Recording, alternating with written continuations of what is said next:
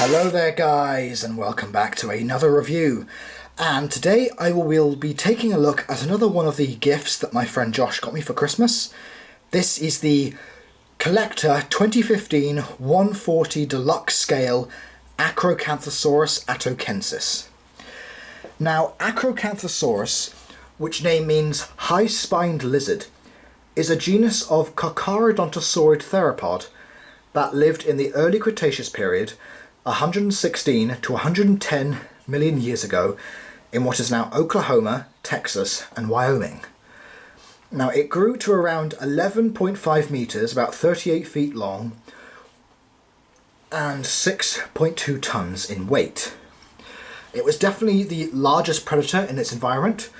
It would have preyed upon the giant sauropods like Astrodon and Sauroposeidon, the ornithopod Tenontosaurus, and probably also stole kills from the smaller dromaeosaur, Deinonychus. Now, there have been many Acrocanthosaurus figures out there.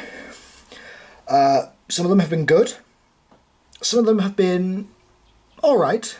I'd say this falls into the middle category. It's good, but it could have been better, as I will explain in the review. But it is definitely an imposing figure and has a very nice colour scheme. I'm a big fan of the head sculpt. As you can see, the head sculpt is very, very nice. Looks a lot like the fossil material that we know. It's a nice black pupil in there. We have the nostril. Now, there is sadly some shrink wrapping. You can see a lot of the fenestra here in the skull, which is a bit of a disappointment. There is an articulated jaw, and the seams are kind of visible, but the inside of the mouth is actually quite nicely done. I like how the teeth are sculpted. Also the tongue is sculpted in there as well, which is very nice. You can either have it open or closed. I might pose mine maybe with its mouth open. I think it looks quite imposing. Let's say there's definitely some nice detail on the head here. I also like how the green sort of transitions then into the sort of beige colour. There is an orange stripe along the top of the head that then transitions all the way down to the spikes along the body. We have some osteoderms going from the neck all the way down over the shoulders, all across the body, around to the halfway point of the tail. You can see there's the ridge there that Acrocanthosaurus is known for. That's why it's called the high-spined lizard. See, there's some spikes going all the way down to the tip of the tail with that nice orange colour over it. There is some nice scale detail along the spine here. It's got the small forelimbs with the 3 claws. They look actually quite fragile. You can see they're sort of made of like a rubbery material, so they aren't going to harm any children, but they look very small, especially with this huge scapula right here that's been shown, and just left right, and then a wimpy arm here, which does look, I would say, kind of odd, but there is some nice muscular detail here around the neck area. And then we go to the legs. You see the hips, they are very thick, very chunky to sort of help support the figure stand up, so I guess there was a compromise there.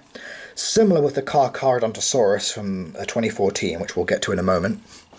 See, there's some nice musculature here in the thigh. Going down the leg there's some nice sculpted scale work on the leg here. Now, these claws are really long. They should not be this long and this sort of like flat, but I guess that is also to help the figure stand up. They could have been better, but I understand, for trying to get them to stand up. As we go, there's some more musculature and scale work, especially here on the underbelly, some very crocodilian-like scales. This here we have is the cloaca, so that's been sculpted there. There's some more nicely sculpted detail going all the way down the figure, some nice scale work all the way down, and of course on the other side as well. Nice scale work, those very large clawed feet.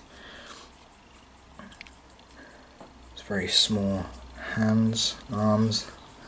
Have a close-up of the head, and then underneath, as you can see, there's the CollectA logo. It says CollectA Acrocanthosaurus 2015, made in China, but there is some nice scale work, especially here goes along the tail end. So yes, as you can see, the Acrocanthosaurus is quite wide on the hips, which is very similar to the Carcharodontosaurus, which I'm just about to bring in. So here we have the Carcharodontosaurus from 2014. Now, these two share a very similar mould, especially the body, the arms, and the hips. So they do have a very similar body, but I believe, as you can see there, the Carcharo actually is the wider hipped animal. But of course there is some new differences with the figure, with the new head sculpt of the Acro. The arms are actually, I think, a little smaller and more rubbery than the Carcharo, but the feet are more or less the same. The tails are actually a lot... the Acro has a lot of a thinner tail, as you can see. And of course the colour scheme is different. And also the Acrocanthosaurus has an articulated jaw, whereas the Carcharodontosaurus doesn't. But I still think these are both very awesome figures, especially the Carcharodontosaurus, even if it is a bit chunky around the hips and also has a bit of shrink wrapping. But I still think this is a great figure. But I also want to bring in a few other Acrocanthosaurus figures, so bear with me a moment, and voila, here we are. So these are three other Acrocanthosaurus figures. We have the one from Papo, the one from Terra Bibitat, and the one from Safari Limited.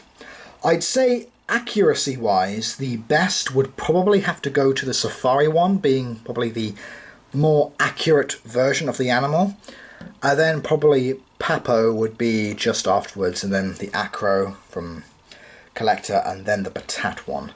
But I still think all four of these look very nice together, sort of like a pack.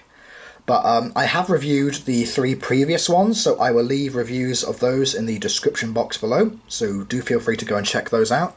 But yes, so my final thoughts for the figure, I quite like the colour scheme with the beige, green and yellow and the orange. I think that's quite a nice coloured transition. It does stand really well, which is great, even if they had to sacrifice a few things like the hips and the oversized feet. The articulated jaw, I think, is great for posing the figure, so that's really nice. Accuracy is 50-50. It shouldn't have had sort of like a sail, it should have also had a bit of a ridge along the neck here, but they sort of didn't do that for some reason. But I'd say it's pretty good. I don't say I dislike the figure, I'd say it's a 50-50 figure. It is definitely very imposing and will definitely be a talking point on the shelves, especially if you have the jaw open, sort of like as it's attacking a sauropod figure. But I definitely do like it. It is an interesting take on this animal, and yeah, will make a good addition to my Acrocanthosaurus pack. But if you think this figure is better than I stated, then I would love to know in the comment section below. But I say, still 50-50 on the figure. It is still a good figure, but I think there are better Acrocanthosaurus on the market. But if you still want to pick this up, you can get this at Everything Dinosaur. I will leave a link in the description box below for you to go and purchase this, along with all of the other CollectA prehistoric animal range. So I hope you guys have enjoyed this review. Please like, comment, subscribe. I will be taking a look next time at either the small PNSO Huayangosaurus or the CollectA 2019 Sultrio Venator, so keep a lookout for that very soon. So yeah, hope you guys have enjoyed. Please like, comment, subscribe. Please stay safe, guys. Please wear your masks. And thanks for tuning in. See you later, guys. Bye.